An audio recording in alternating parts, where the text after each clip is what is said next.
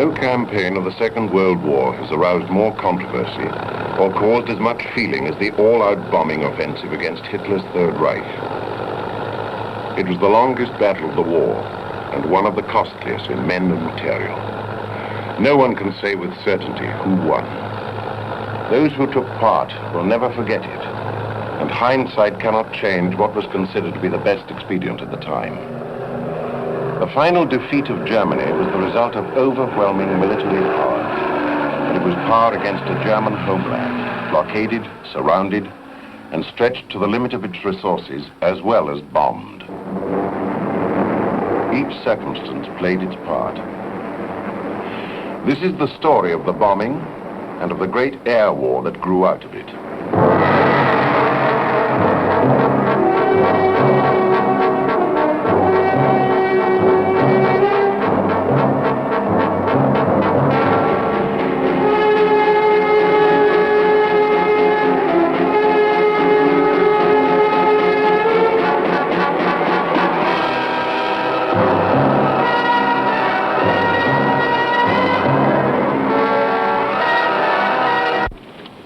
After the ravages of 1940, all Europe had fallen to the Nazis. Only Britain remained, unbeaten, defiant, and powerless. Nothing that Britain possessed could hit back and hurt the enemy, except bombers. In the night skies, the Wellingtons of Bomber Command were pioneering a new offensive. Their aim? Progressive and total destruction of Nazi Germany's war factories, her communications, her cities, and the morale of her people. I was posted to Bomber Command in November 1940. The War Cabinet had just ordered a sustained air offensive against German industry and communications with the object of fatally weakening their armed resistance. Of course, Bomber Command was much too small for such a task. Fighter Command had just shown that air defenses could defeat a relatively larger force in a good strategic position. And we were expected, with our small force, to succeed against the massive German air defenses.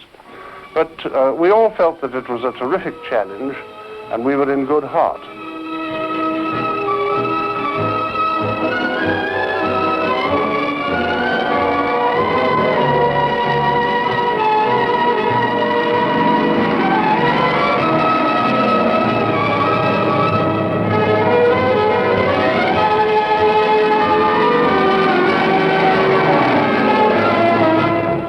Goering had boasted that no bombs would ever fall on German cities. To defend his boast, powerful anti-aircraft batteries and strong fighter forces were pitted against the marauding bombers. The skies over Europe became a three-dimensional battleground.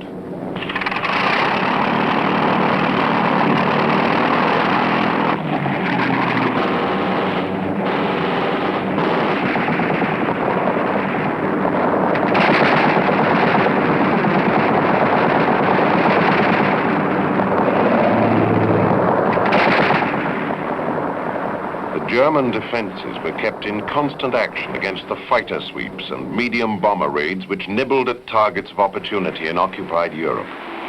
Most attacks were not of sufficient accuracy or strong enough to cripple vital industries. It did not take long for the Royal Air Force to realize that the hazards of using bombers in daylight over enemy territory could not be overcome except at unthinkable cost. An admiral may fight one or two fleet actions in the course of a war. A general may fight 3 or 4 pitched battles in the course of a campaign. But a bomber commander has to commit his whole force over enemy territory on every suitable occasion, and so it goes on. For the young pilots and the crewmen of both air forces, the battles that developed nurtured the same skills, the same courage, the same fears. From 1940 onwards until the end of the war, I was a gunnery leader. First of all, a gunnery leader of a squadron, and then finally of a group headquarters. And in that capacity, I was responsible for the chaps who sat in the turrets in bomber aircraft. The majority of the lads that sat in tail turrets were, many of them, only in their late teens.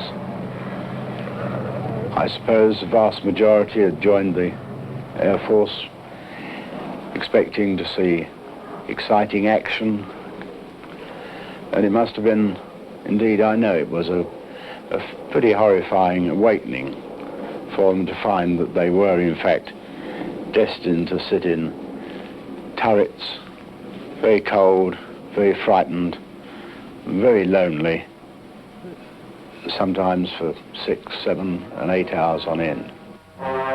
Winston Churchill made no secret of his determination to scourge the German nation and diminish their will to fight.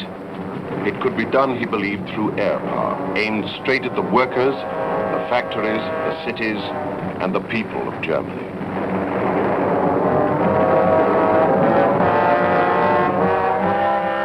The Luftwaffe had left only 2 fighter groups to defend the Channel coast and the Low Countries. These 200 aircraft were all that Germany could spare. Equipped with the latest mark of Messerschmitt and the formidable new Focke-Wulf fighter, they could claim victory ratios of 3 to 1. It was a hard school. A fighter pilot either became a veteran with a growing score of victories, or he fell after his first few flights. Some of the aces rose high. At the age of 30, one of those pilots became a general and the head of the German fighter defense arm. Adolf Galland was given an insoluble problem. Germany was in war from the Northern Cape to Africa. By spreading up your forces like this, you cannot concentrate your defense force what really was needed. We were spread up and we had to defend and to attack and to be the defense in the air or the attack in the air on a radius which we could really not cover at this time.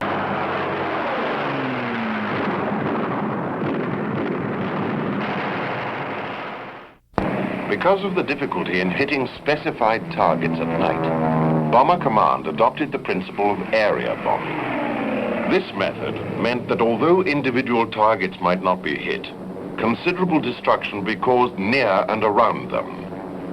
War workers living in industrial areas would lose their homes, transportation would be dislocated, and public services disrupted. In this way, all forms of the enemy war effort would suffer damage. It was hoped even more fervently that the morale of the civilian population was being affected. But those who remembered the effect of bombing on London's morale might have wondered in which way. Gradually, German night fighter strength grew and was becoming a serious menace. In the course of 1942, 1,000 bombers had been lost, and aircraft production was having difficulty in reaching the required output. This was perhaps our worst period in the war, and I was angry and rather despondent. But the darkest hour is just before the dawn. A few weeks later, Sir Arthur Harris arrived to take command. I'd served with him off and on for 20 years or more, and I knew him to be a great commander and a real tiger. He was astonished and depressed to find how little progress we had made during the last year, and realized that something must be done about it. That something was the first 1,000 bomber raid. Harris firmly believed that if we could concentrate a large number of bombers over one target, the result would be so terrific that everything would be changed. When the time came, the weather was bad, but at last it became just possible. We couldn't wait any longer, and Harris gave the order for the attack to take place. Nearly 1,000 tons of incendiaries were dropped on Cologne. It was estimated that the destruction by fire was 6 times greater than London had suffered during the entire Blitz. Its effect on morale in Britain was invaluable. Now Germany was to reap what she had sown.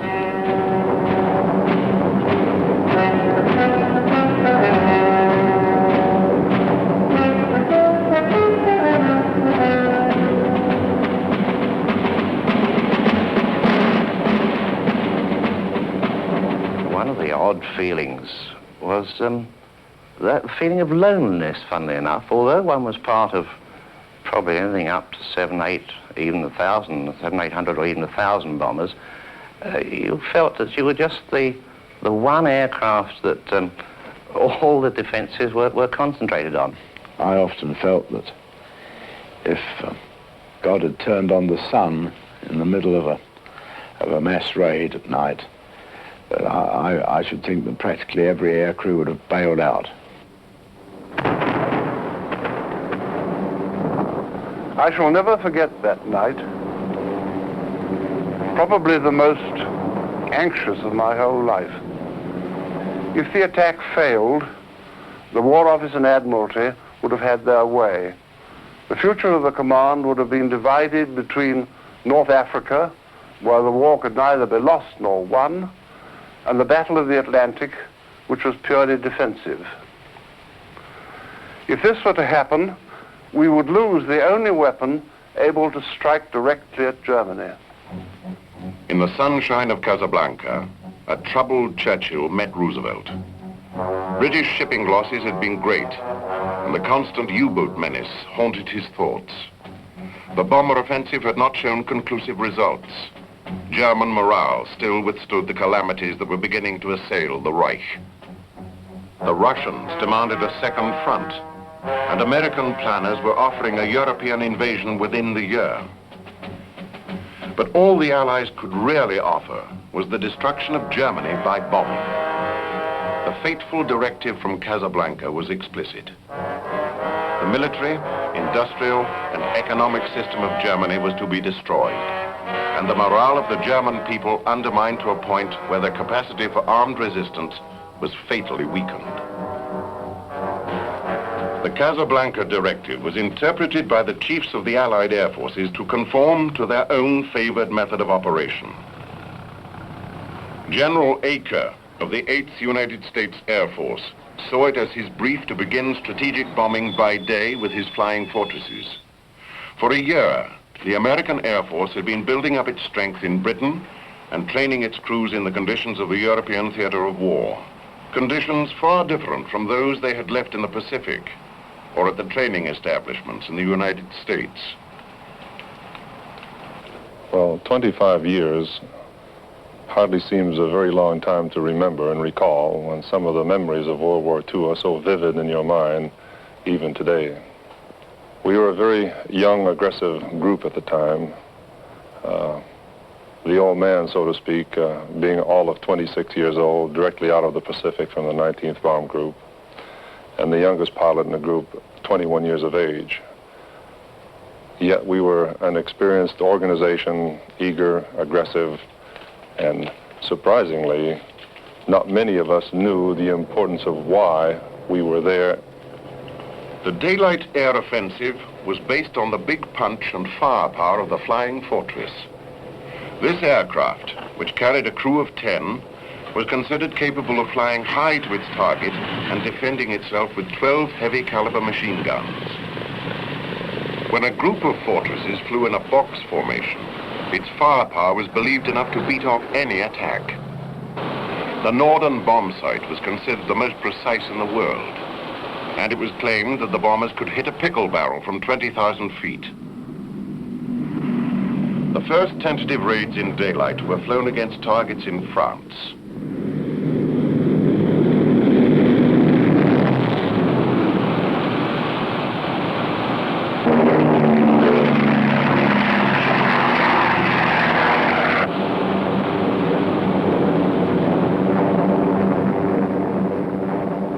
German fighters made probing attacks and studied the characteristics of this threatening opponent.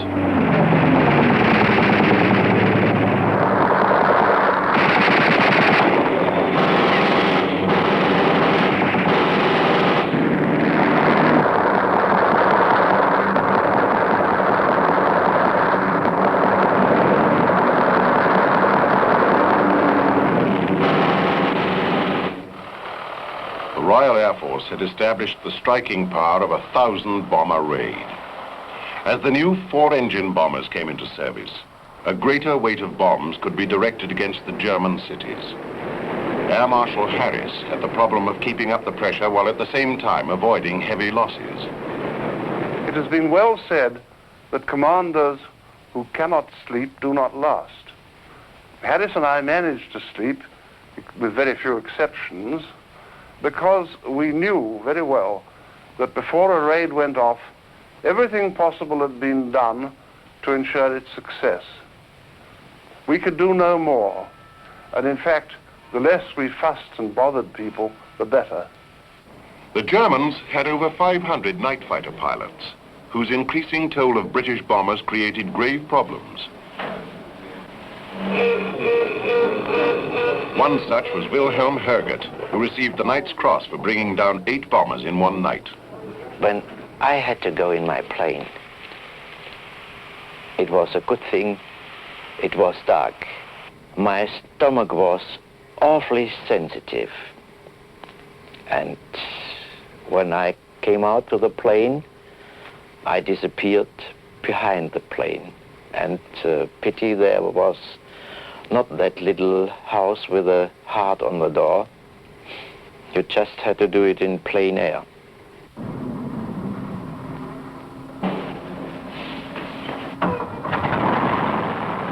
You just knew you are right whatever you do, because you were defending your fatherland, Germany. And I think our feeling in Germany was exactly the same what your feeling was when you had to start to fly over Germany.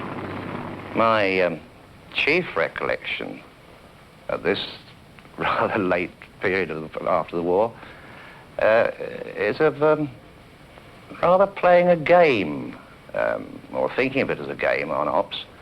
One put oneself in the place of the German fighters or the German radar people who were tracking you all the way, and they saw you going in a straight line.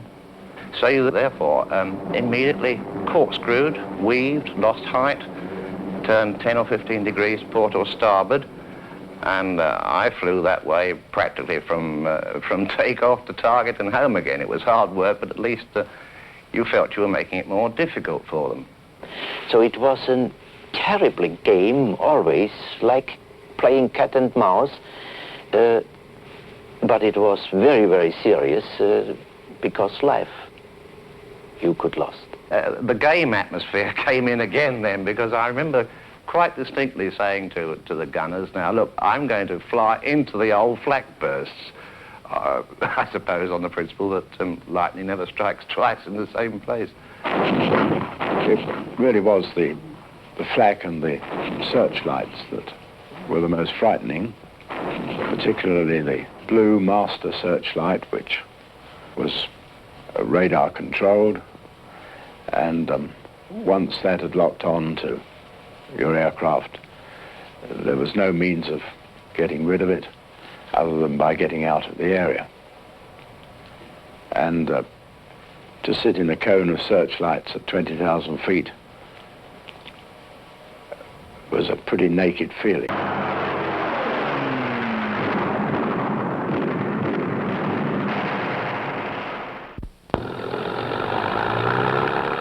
In July 1943, the Royal Air Force struck at Hamburg in the most devastating attack yet mounted.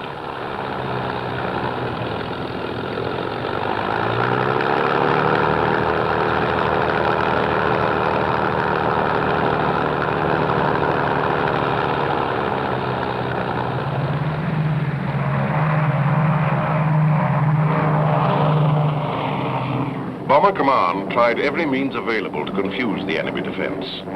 Great success was achieved with the radar-blinding use of window, a mass of foil-treated paper strips released to cloud the German radar screens.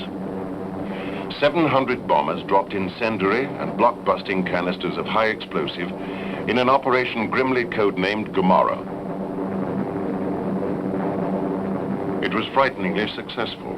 and a cold chill went through the fiber of Germany following the raging firestorms that consumed 15 square miles of Hamburg's built-up surface. In 4 consecutive attacks, 45,000 men, women, and children perished in the burned-out ruins. American bombers interspersed the night raids with day raids and gave no chance to the fire and rescue services to reorganize.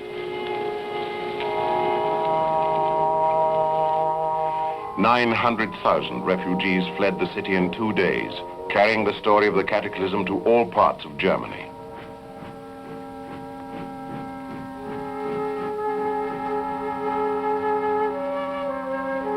Bomber Command had dropped 9,000 tons of bombs on Hamburg, nearly a quarter of the total drop the previous year over the whole of Germany.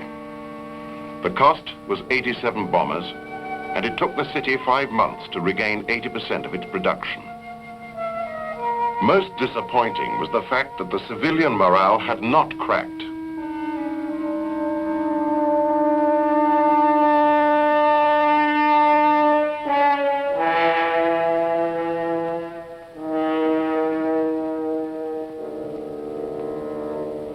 German defense leaders saw in the ruins of Hamburg the eventual fate of all German towns. Hitler refused to visit the bombed areas. Hitler was not a friend of air defense at all. He didn't like defense. His complete intention was to be offensive, to attack. And he did never understand when I tried to make understandable to him that we should first establish a roof over Germany to protect the German production, and then under this roof of air protection start another war productive machinery. At last, the bombing offensive had a tangible success. German production was switched to fighter planes and home defense weapons. Germany was going over to the defense.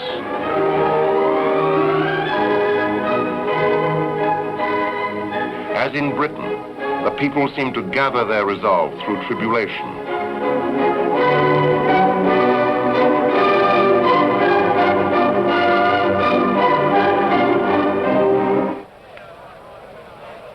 It was the turn of the American flying fortresses to strike with precision attacks at the targets specified by the bombing directive. Priorities had already been changed from U-boat yards and pens to the destruction of the German aircraft industry. It was judged that the Luftwaffe was a greater menace to future Allied operations and had to be eliminated whatever the cost. Chief objective of the 8th Air Force bombers was the important ball-bearing works at Schweinfurt and the Messerschmitt aircraft factory at Regensburg.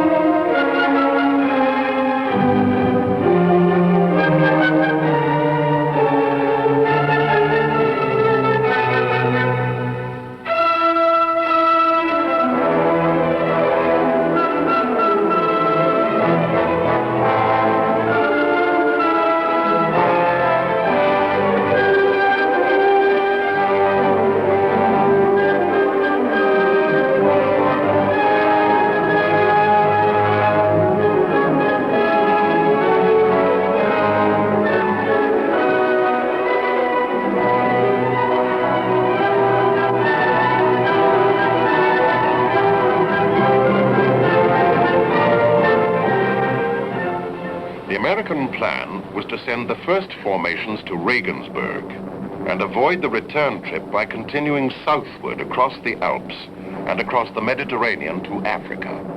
Almost immediately after, the Schweinfurt force would fly 200 miles into Germany in the hope that the early formations had drawn away the German fighter squadrons, leaving a clear route to the target. The operation would be a direct challenge to the effectiveness of the German fighter defense system. These hopes were cruelly dashed.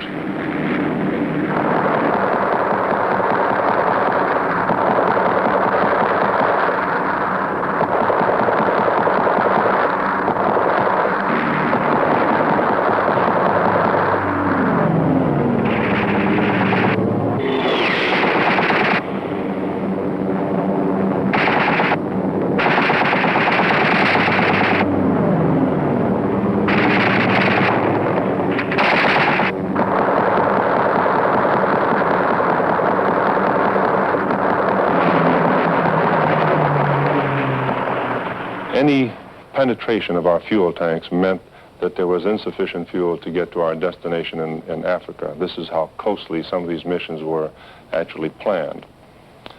Some of us survived, and it was heartbreaking to see some of our fellow flyers in the squadron with their crews flying in formation, going down into the Mediterranean Sea. It was a Pyrrhic victory. The fortresses had got through to their target, but at crippling cost.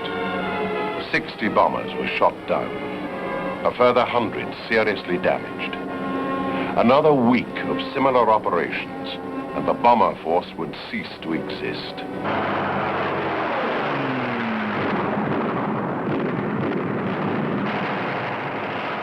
Bloody summer of 1943 forced the British and American bombers to pause. Massive losses in aircraft and expensively trained crews had to be made good.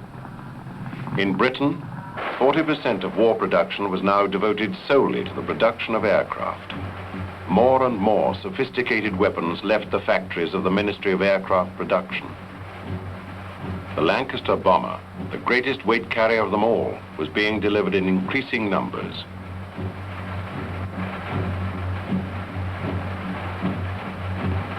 The Mosquito, a wooden aircraft, could carry almost the same bomb load as the American Fortress, but at twice the speed. It was uncatchable and deadly.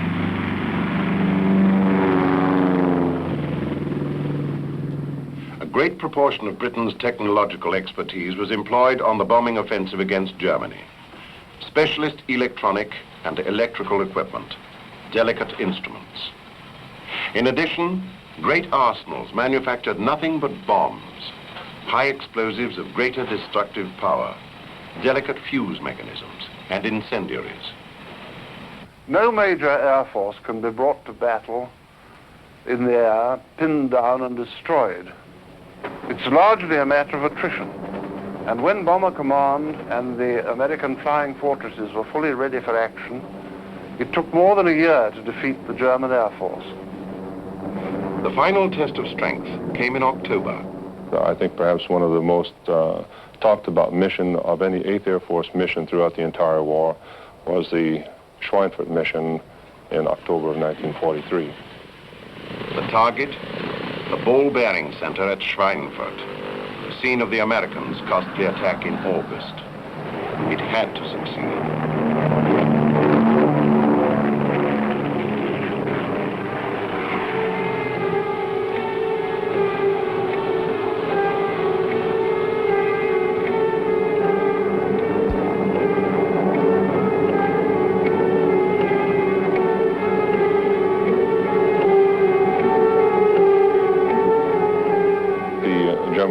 Was most aggressive from the time that we crossed the channel where the Abbeville fighter boys came up after us, Goering's pride and joy.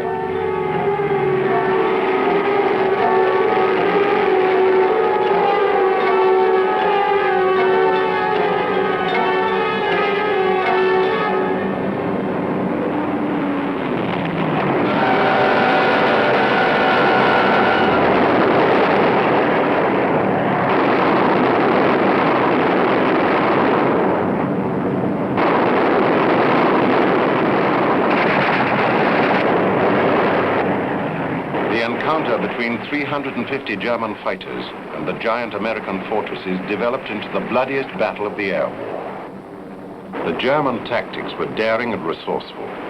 Head-on attacks with single-engine fighters, while twin-engined rocket-firing fighters broke up the tight defensive formations from the rear. There was no survival for stragglers.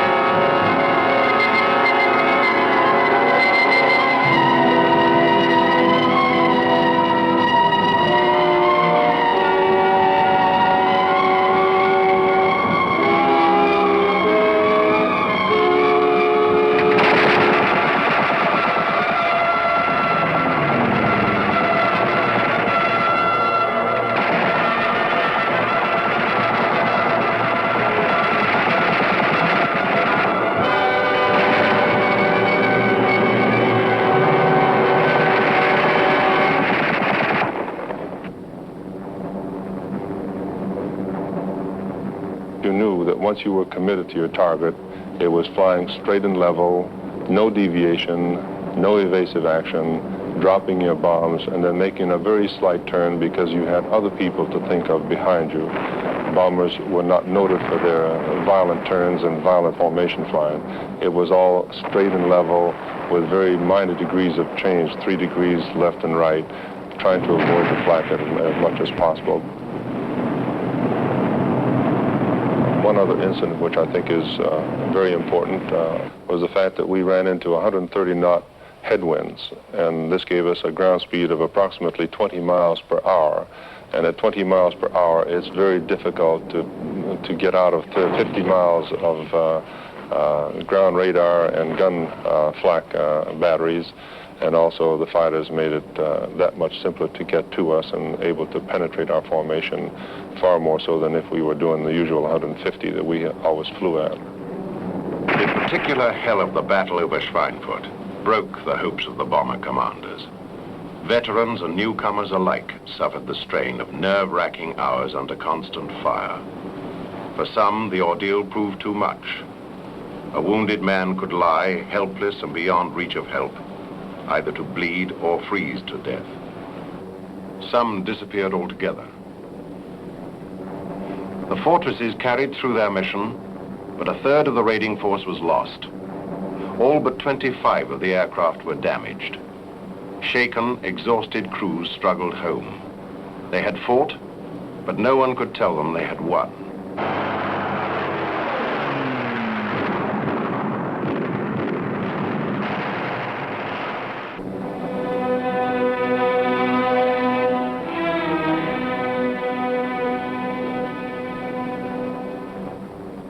Ball bearing production at Schweinfurt was cut by 2/3, but 4 months later, it had all but regained its former level.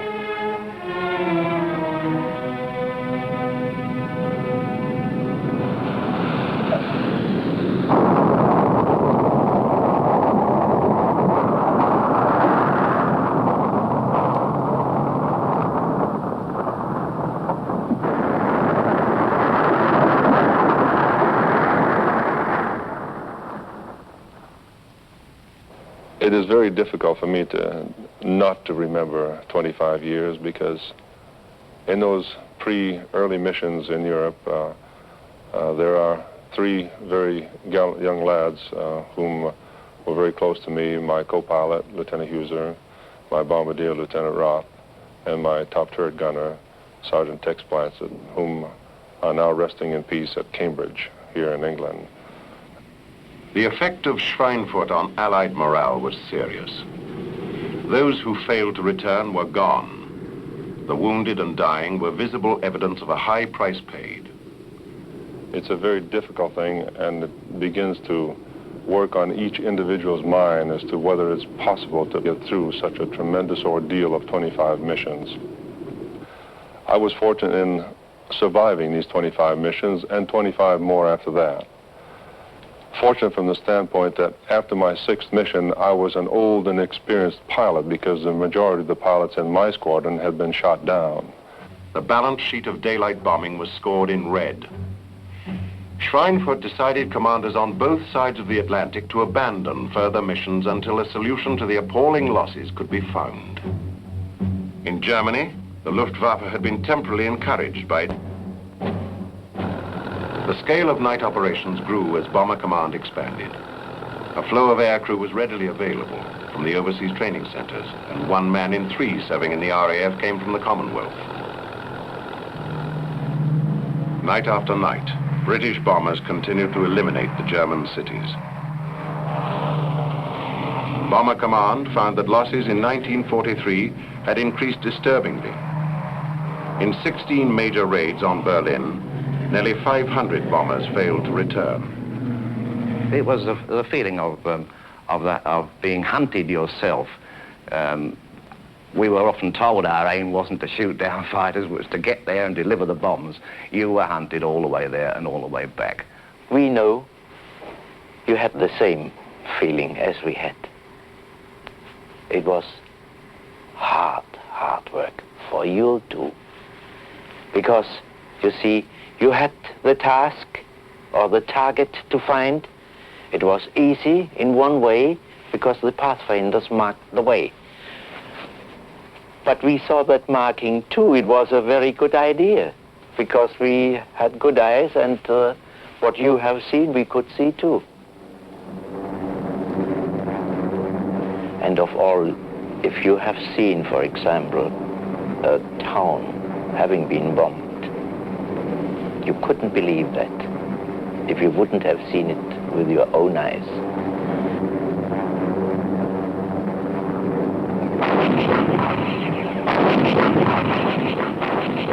Germany had nearly 1 million soldiers manning the anti-aircraft guns.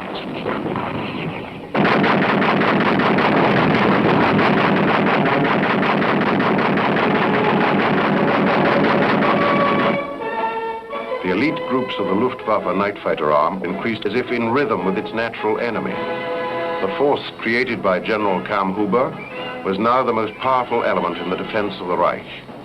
The successes scored at night were often greater than those achieved against the daylight raids. Some of the pilots had flown over 700 combat missions in the course of the war.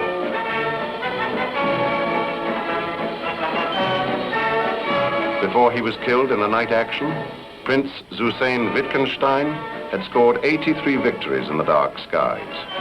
Other night fighter aces reached totals of over 100. In 4 months of attacks on the Ruhr, the Royal Air Force had lost over 800 bombers, practically the equal of frontline strength.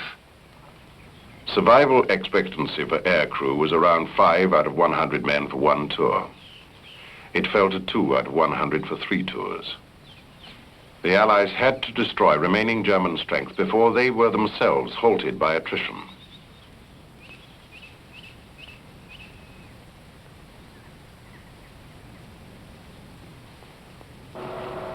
Always short of vital raw material, German industry had to salvage every scrap of aluminium. Wreckage of Allied aircraft brought down over the Reich was gathered together in great dumps, and all usable items recovered. Nothing was wasted that could be turned into new German fighter planes. Industry had been dispersed over a wide area, and production rose to unbelievable levels. Albert Speer, the Minister of War Production, had instituted a defense program that provided 3 times the number of fighters than had been built before the bomber offensive.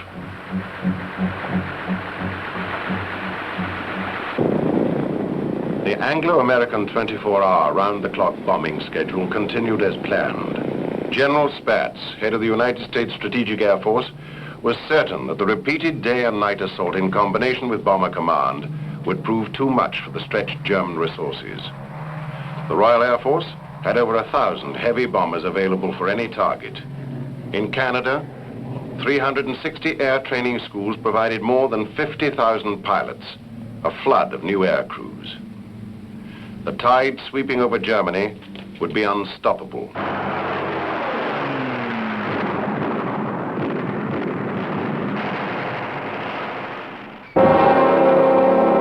A new factor had entered the battle for air mastery. It was now possible to provide long-range Thunderbolt fighters to escort the bomber formations into Germany. The bloody lessons of unescorted raids had been learned. The Americans undertook the destruction of the Luftwaffe by day. The fighters, by using long-range fuel tanks, could penetrate right to the heart of German resistance. Once the enemy fighter force was enticed into battle and broken, the whole of the Reich would be open to a deluge of bombs. The change in tactics soon handicapped the Luftwaffe defense. When their fighters approached to attack the bombers, they were immediately jumped and forced to engage in costly dogfighting. Bomber losses were greatly reduced. The German fighter units were forced to become more cautious.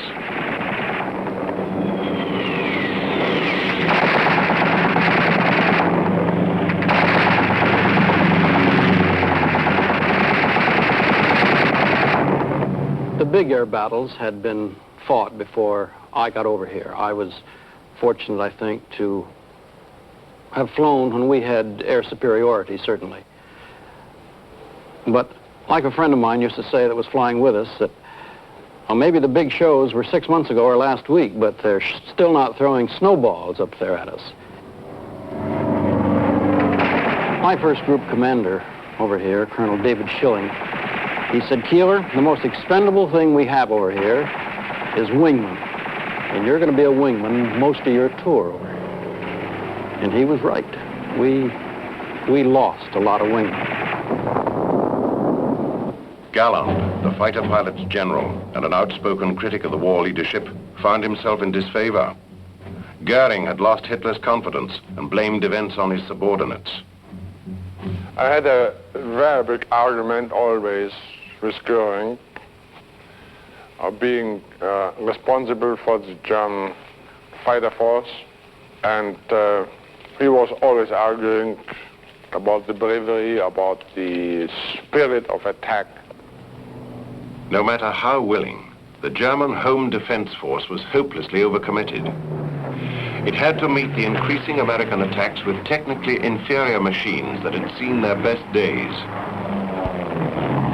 The veterans sensed their fate in the lengthening Allied vapor trails high over Germany.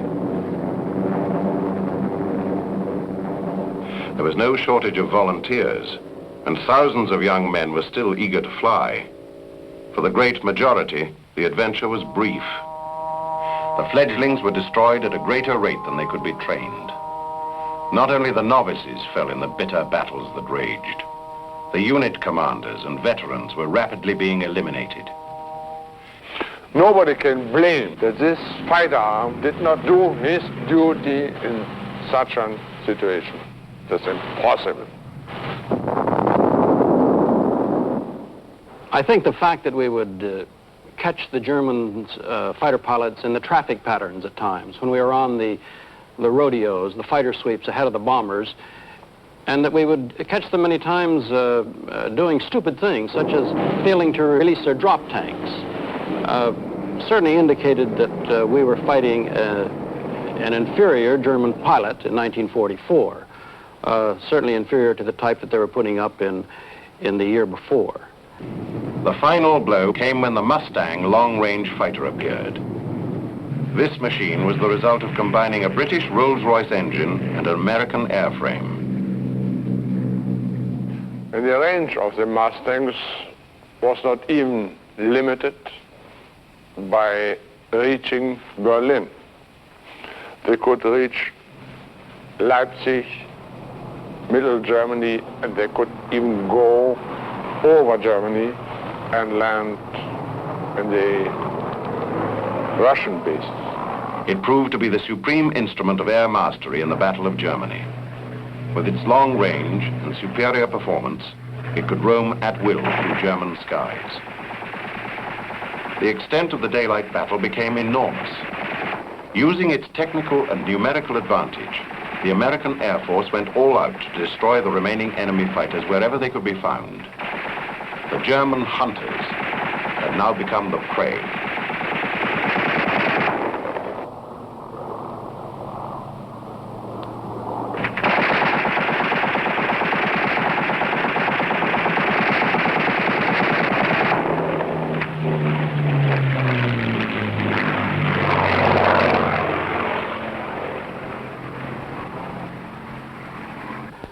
Of course, they had their ace in the hole, the German jet, Messerschmitt 262. And I remember we dove on this aircraft, and it was below us, and he started to climb, and he was climbing faster than we were diving in those Thunderbolts. And that's quite a feat, because there wasn't much that could outdive a Thunderbolt. The final attempt to stave off the overwhelming Allied air superiority was the construction of a jet fighter, the most advanced design yet seen in the air war.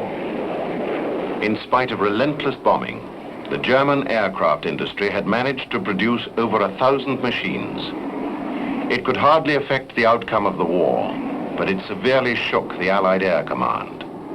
Now, when it was too late, the Luftwaffe began to re-equip their remaining forces with technically outstanding weapons.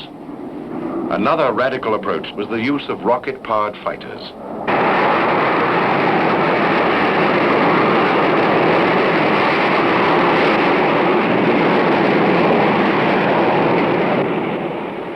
dangerous little machines were placed around vital oil and production centers. Their disadvantage was limited range and an endurance of but a few minutes. They were also tricky to fly, and the volatile fuel made it a serious risk for the pilot.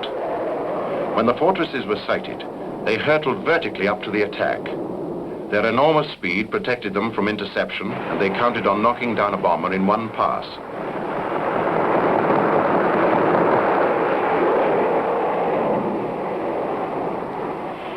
No amount of ingenuity or desperate improvisation could forestall the Allied superiority. The Allied armies were on the continent and closing ever nearer to German soil. The entire length and breadth of the Reich was open to the American and British air forces.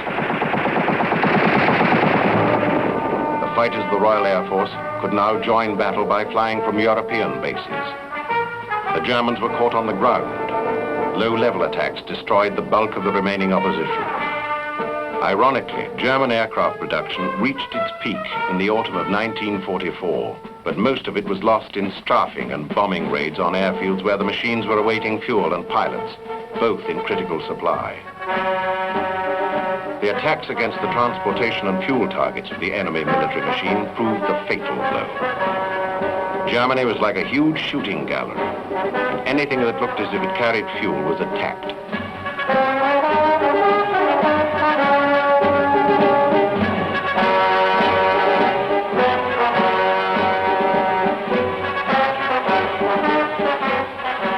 The German night fighter force, which was enjoying a degree of success against the RAF night bombers, found itself caught on the ground by day and severely reduced from further operations. Allied long-range tactical fighters had made the skies safe for the heavy strategic bombers. Air mastery was finally won.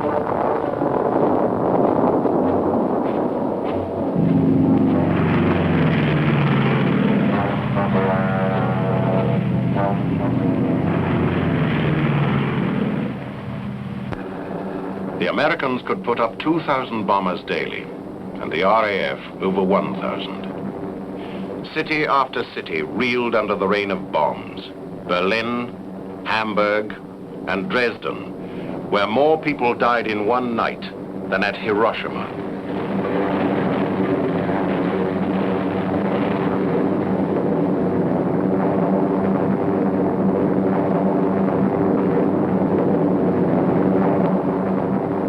Lancasters of Bomber Command flew by day deep into Germany and bombed Hitler's Eagle's Nest in the Alps.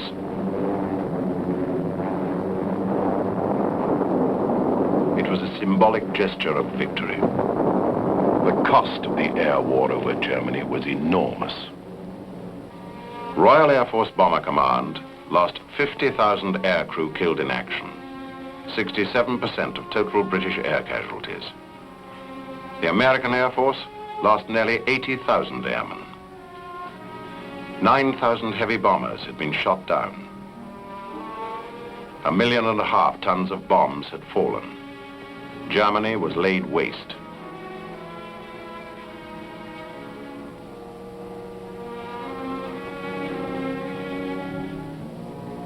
Over 300,000 civilians were dead. Most of the major cities lay in ruins, and nearly 8 million people were homeless. Both sides seemed stunned after the event. No one can say to this day how the balance sheet of the strategic bombing campaign reads.